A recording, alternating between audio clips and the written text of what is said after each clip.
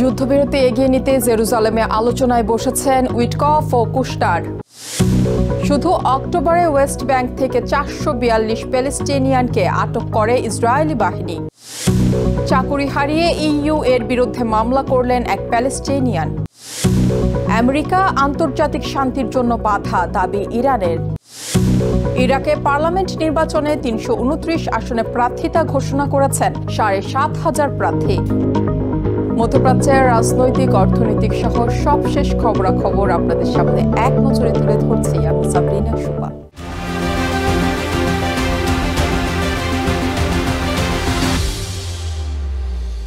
গাজায় প্রেসিডেন্ট ট্রাম্পের পরিকল্পিত যুদ্ধবিরতি এগিয়ে নিতে জেরুজালেমে আলোচনায় অংশ নিয়েছেন স্টিভ উইটকফ ও জ্যারেড কুশনার।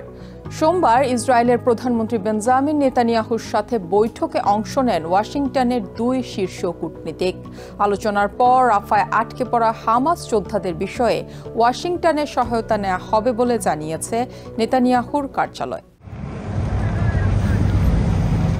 গাজায় প্রেসিডেন্ট ট্রাম্পের পরিকল্পিত যুদ্ধবিরতির দ্বিতীয় ধাপ এগিয়ে নিতে জোর প্রচেষ্টা চালাচ্ছেন ওয়াশিংটনের কূটনীতিকরা। সোমবার জেরুজালেমে ইসরায়েলের প্রধানমন্ত্রী বেঞ্জামিন নেতানিয়াহুর সঙ্গে বৈঠক করেছেন ট্রাম্প প্রশাসনের মধ্যপ্রাচ্য বিষয়ক বিশেষ দূত স্টিভ উইটকফ এবং ট্রাম্পের জামাতা জ্যারেড কুশনার। এ সময় নেতানিয়াহু সরকারের স্ট্র্যাটেজিক অ্যাফেয়ার্স মিনিস্টার রন ডারমার উপস্থিত ছিলেন। বৈঠকে হামাসকে নিরস্ত্রীকরণ এবং গাজায় ইন্টারন্যাশনাল স্টেবিলাইজেশন ফোর্স মোতায়েনের বিষয়ে আলোচনা হয়েছে বলে জানিয়েছেন নেতানিয়াহুর কার্যালয়। সোমবার নেতানিয়াহুর কার্যালয়ের মুখপাত্র সোর্স বদ্রেসিয়ান বলেন, রাফা এলাকায় আটকে পড়া হামাস যোদ্ধাদের বিষয়ে যে কোনো সিদ্ধান্ত ট্রাম্প প্রশাসনের সহযোগিতায় নেওয়া হবে। হামাস সন্ত্রাসীদের বিষয়ে আমার কাছে শেয়ার করার মতো তেমন কোনো তথ্য নেই, তবে যে কোনো সিদ্ধান্তে ট্রাম্প ও তার টিমের সহযোগিতা নেওয়া হবে।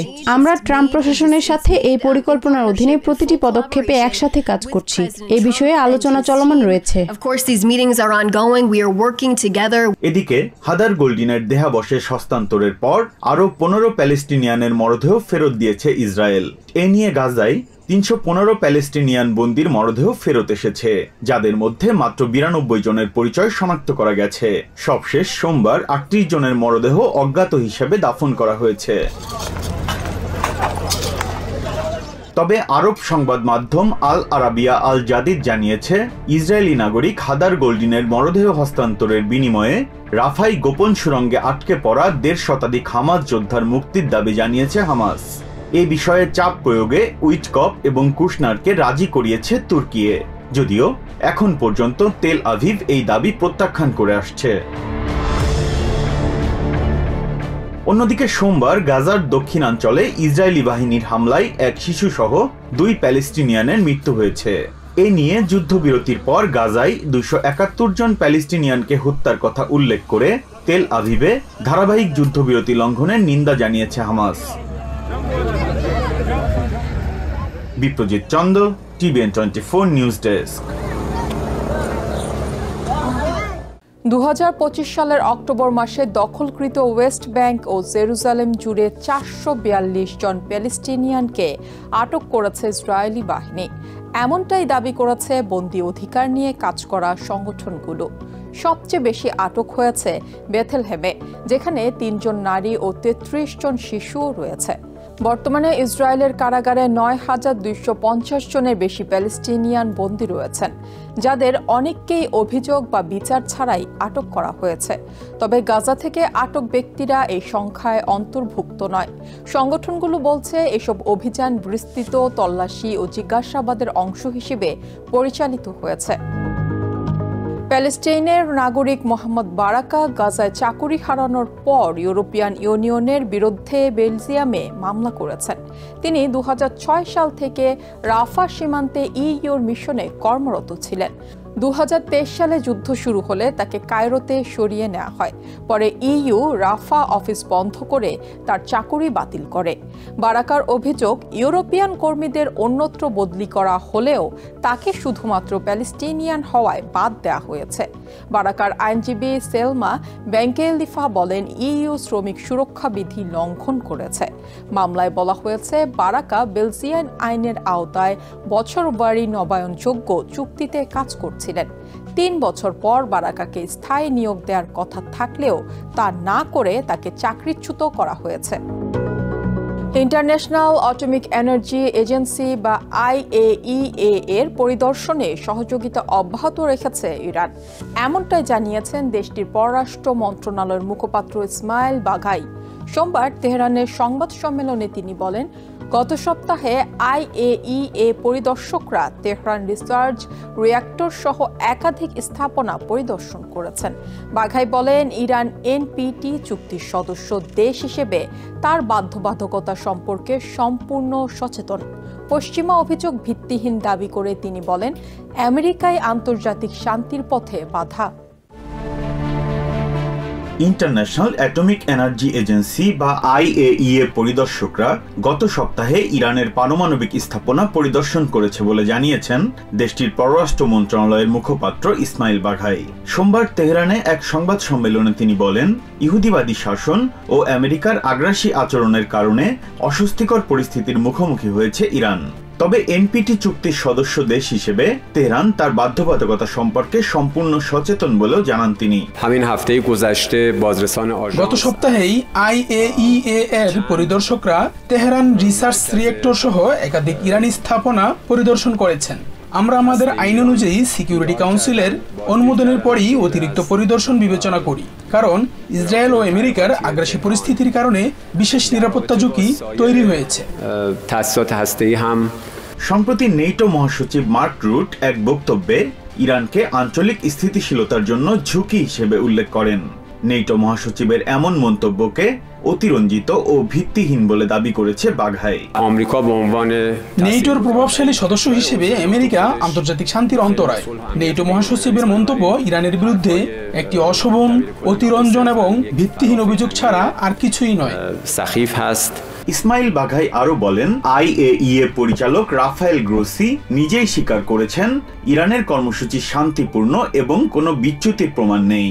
তিনি পশ্চিমা দেশগুলোর ভিত্তিহীন অভিযোগ ও নিষেধাজ্ঞা প্রত্যাহারের দাবি জানান। এ সময় ইরানের উপর আরোপিত নিষেধাজ্ঞা মানবাধিকার লঙ্ঘনের শামিল বলেও মন্তব্য করেন তিনি। আমেরিকা এবং অন্যদের ইরানের বিষয়ে হস্তক্ষেপ করা ঠিক নয়। গত কয়েক দশক ধরে আরোপিত নিষেধাজ্ঞাগুলো অন্যায়ভাবে ইরানের জনগণকে লক্ষ্য করে তৈরি করা হয়েছে, যা ইরানি নাগরিকদের মৌলিক মানবাধিকারের লঙ্ঘন। এটি সুস্পষ্টভাবে মানবতাবিরোধী অপরাধ। IAEA সম্প্রতি ইরানকে পারস্পরিক পরমাণু পরিদর্শন সহযোগিতা বাড়ানোর আহ্বান জানালেও তেহরান বলছে উদ্ভূত পরিস্থিতির কারণে অতিরিক্ত চাপ গ্রহণযোগ্য নয়। Biprajit Chanda, TVN 24 news desk. ইরাকে জাতীয় নির্বাচন সামনে রেখে সারা দেশের নিরাপত্তা ব্যবস্থা জোরদার করা হয়েছে। সোমবার দেশটির রাজধানী বাগদাদ সহ বিভিন্ন শহরে ভোট কেন্দ্র ঘিরে নিরাপত্তা বাহিনীর ব্যাপক মোতায়েন দেখা গেছে। মঙ্গলবার একযোগে 4501টি কেন্দ্রে ভোট গ্রহণ হবে। নির্বাচনে 31 জোট ও 38 রাজনৈতিক দল অংশগ্রহণ করছে। দেশজুড়ে 75 জন স্বতন্ত্র প্রার্থী সহ 7744 জন প্রার্থী পার্লামেন্টে 329টি আসনের জন্য প্রতিদ্বন্দ্বিতা করবেন। দেশটির বর্তমান প্রধানমন্ত্রী মোহাম্মদ সিয়া আল সুদানির নেতৃত্বাধীন রিকনস্ট্রাকশন অ্যান্ড ডেভেলপমেন্ট অ্যালায়েন্স এবং সাবেক প্রধানমন্ত্রী নুরি আল মালিকির নেতৃত্বাধীন স্টেট অফ ল কোয়ালিশন এর মধ্যে মূলত প্রতিদ্বন্দ্বিতার সম্ভাবনা রয়েছে। নির্বাচনী নিরাপত্তা বাহিনীর যৌথ কমান্ডের মুখপাত্র মেজর জেনারেল তাহসিন আল খাফাজি জানান, কেন্দ্রগুলোতে ইতোমধ্যেই সর্বোচ্চ নিরাপত্তা নিশ্চিত করা হয়েছে। আমরা ভোট কেন্দ্রগুলোকে সর্বোচ্চ নিরাপত্তায় ঘিরে রেখেছি। অবৈধ উপস্থিতি রোধ করা এবং ভোটারদের প্রতি কোনো ধরনের চাপ বা নিরাপত্তার ব্যাঘাত যেন না ঘটে সেই ব্যবস্থা নিয়েছি। ভোটাররা পুরোপুরি স্বাধীনভাবে ভোট দিতে পারবেন। সৌদি সরকারের ভিশন 2030 বাস্তবায়ন করার অংশ হিসেবে এবং দেশটির সংস্কৃতি ও বিশ্বের বিভিন্ন দেশের ইতিহাস, ঐতিহ্য ও সংস্কৃতি তুলে ধরার লক্ষ্যে রিয়াদের আল সুয়াইদি পার্কে গত 2 নভেম্বর থেকে শুরু হয়েছে রিয়াদ সিজন, যা চলবে 20 ডিসেম্বর পর্যন্ত। এবছর বাংলাদেশি পর্ব চলবে 11 নভেম্বর থেকে 14 নভেম্বর পর্যন্ত। এবারের সিজনে অংশ নিয়েছে সৌদি আরব, Bangladesh, Bharat, Pakistan, Indonesia, Philippines, Jordan, Palestine, Lebanon, Ethiopia, Uganda, Yemen, Sudan ও ইজিপ্ট সহ মোট 14টি দেশ। সৌদি মিনিস্ট্রি অফ মিডিয়া আয়োজিত এই বর্ণাঢ্য উৎসবে প্রতিটি দেশকে দেয়া হয়েছে তাদের নিজস্ব সংস্কৃতি, ইতিহাস ও ঐতিহ্য তুলে ধরার সুযোগ। এবারের সিজনে বাংলাদেশ থেকে আসা জনপ্রিয় কণ্ঠশিল্পী আসিফ আকবর, মনির খান, বেলাল খান, আকাশ মাহমুদ সহ সৌদি প্রবাসী সঙ্গীত শিল্পীরা গান পরিবেশন করবেন। প্রতিদিন বিকেল 4টা থেকে রাত 12টা পর্যন্ত টিকিট ছাড়াই দর্শনার্থীরা প্রবেশ করতে পারবেন এই উৎসবে। এক নজরে প্রতিদিন মধ্যপ্রাচ্যের খবর জানতে চোখ রাখুন TVN 24 নিউজ নেটওয়ার্কের ইউটিউব ও ফেসবুক পেজে। নিউ ইয়র্ক থেকে সম্প্রচারিত TVN 24 টেলিভিশন বিশ্বজুড়ে বাঙালির কণ্ঠস্বর।